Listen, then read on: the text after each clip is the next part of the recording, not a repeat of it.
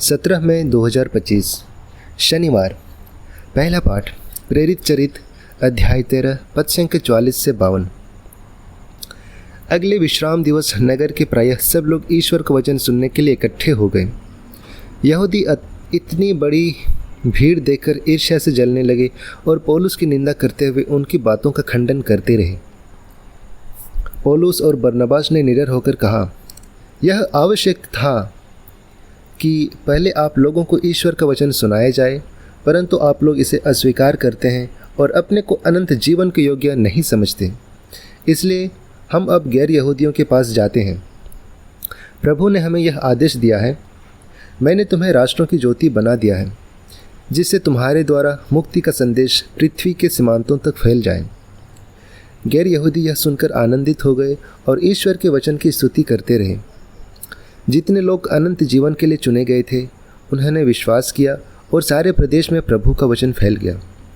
किंतु यहूदियों ने प्रतिष्ठित भक्त, महिलाओं तथा नगरों के नेताओं को उभाड़ा, पौलुस तथा बरनबास के विरुद्ध उपद्रव खड़ा कर दिया और उन्हें अपने इलाके से निकाल दिया। पौलुस और बरनबास उन्हें चेतावनी देने के लिए अपने पैरों की धूल झाड़कर इकोनिया चले गए। शिष्य आनंद और पवित्र आत्मा से परिपूर्ण थे। यह प्रभु की वाणी है। ईश्वर को धन्यवाद। भजन। अनुवाक्यम। पृथ्वी के कोने कोने में हमारे ईश्वर का मुक्ति विधान प्रकट हुआ है। प्रभु के आदर में नया गीत गाओ, क्योंकि उसने अपूर्व कार्य किए हैं। उसके दाहिने हाथ और उसकी पवित्र भुजा ने हमारा उद्धार किया है। अनुवाक्य। पृथ्वी के कोने कोने में हमारे ईश्वर का मुक्ति विधान प्रकट हुआ है। प्रभु ने अपना मुक्ति विधान प्रकट किया है और सभी राष्ट्रों को अपना न्याय दिखाया है। उसने अपने प्रतिज्ञा का ध्यान रखकर इस्राएल के घराने की सुध ली है। अनुवाक्य। पृथ्वी के कोने कोने में हमारे ईश्वर का मुक्ति विधान प्रकट हुआ है। पृथ्वी के कोने कोने में हमारे ईश्वर का मुक्ति विधान प्रकट हुआ है। समस्त पृथ्वी आनंद बनाए और ईश्वर की स्तुति करे। अनुवाक्य। पृथ्वी के कोने कोने में हमारे ईश्वर का मुक्ति विधान प्रकट हुआ है। जय घोष। हालेलुया। प्रभु कहते हैं, यदि तुम मेरी शिक्षा पर दृढ़ रहोगे तो सचमुच मेरे शिष्य सिद्ध होगे। तुम सत्य को पहचान जाओगे। हालेलुया। संत यूहन्ना के अनुसार आज का पवित्र सुसमाचार अध्याय 14 पद संख्या 7 से 14। यीशु ने अपने शिष्यों से यह कहा, यदि तुम मुझे पहचानते हो तो मेरा पिता को भी पहचानते हो। अब तो तुम लोगों ने उसे पहचाना भी है और देखा भी है।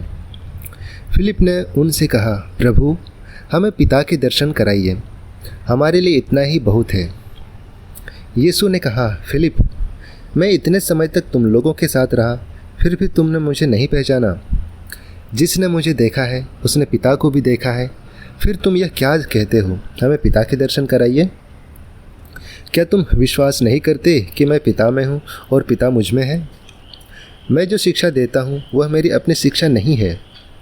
मुझ में निवास करने वाला पिता मेरे द्वारा अपने महान कार्य संपन्न करता है।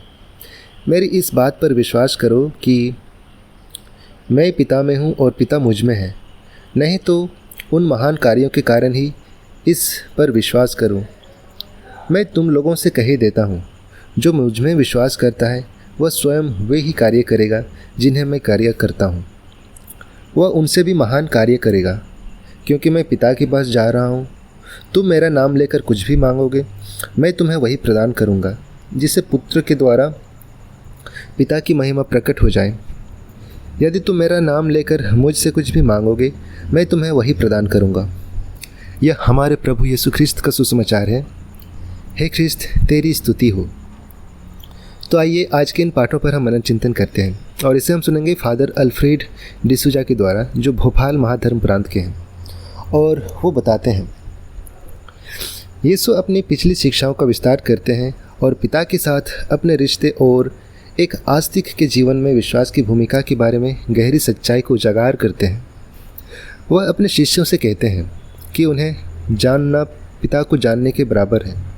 अपने और ईश्वर के बीच अतरंग संबंध पर जोर देते हुए यह कथन ईसाई धर्म के केंद्रीय सिद्धांत को रेखांकित करता है।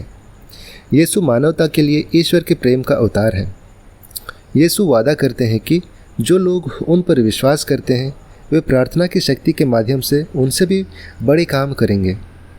यह उल्लेखनीय कथन विश्वासियों के जीवन में विश्वास और प्रार्थना की परिवर्तनकारी क्षमता के बारे में बताता है। यह हमें असीमित संभावनाओं की कल्पना करने की चुनौती देता है। जब हम अपनी